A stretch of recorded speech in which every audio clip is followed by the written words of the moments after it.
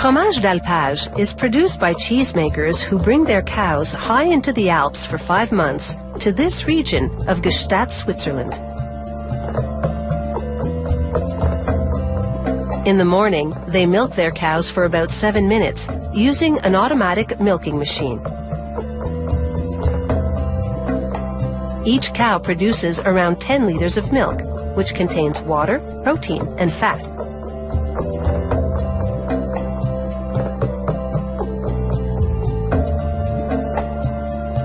"12 hours later, he removes the fat, which rises to the surface. He adds a starter culture, which helps preserve the milk. A wood fire then heats the milk for 20 minutes at a constant 30 degrees Celsius.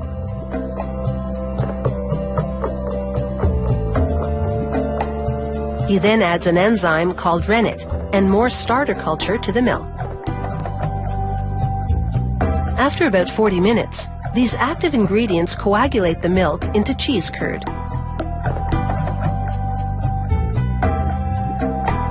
He cuts the solidifying curd into smaller pieces.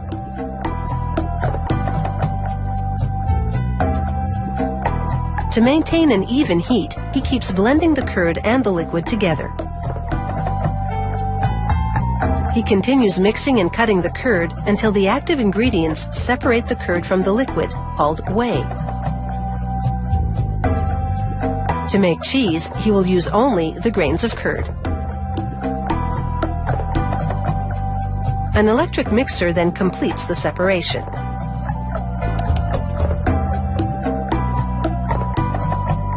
He washes his arms and hands thoroughly because any impurities in the cheese would ruin it.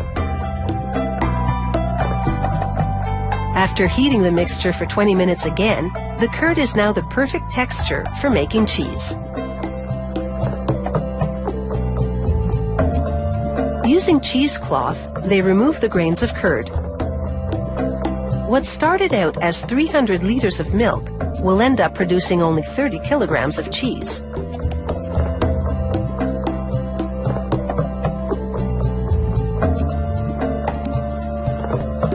The cheesemaker stuffs the sack of curd into a mold and works out some of the whey.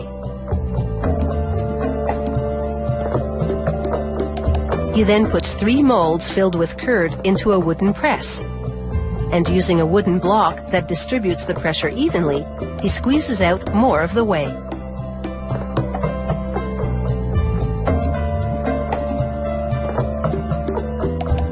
To get all the excess liquid out of the curd, he turns each 10-kilogram piece of cheese over so he can press it again.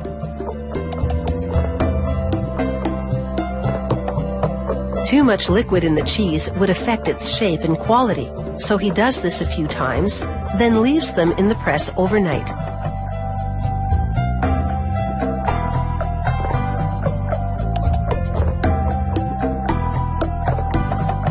The next morning, he trims off the excess cheese created around the edge by the pressing mold. Like every step in this cheese-making process, this work is also done by hand. He soaks the cheese in salt water for 24 hours to conserve, harden, and intensify its taste.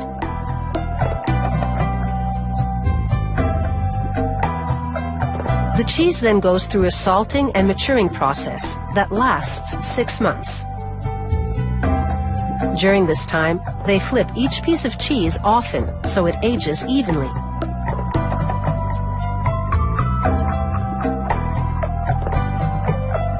After a final surface cleaning, they put the 10-kilogram pieces on their sides to air dry. They'll remain edible for at least 10 years. But of course, you don't have to live in the Alps to enjoy the taste of Swiss cheese.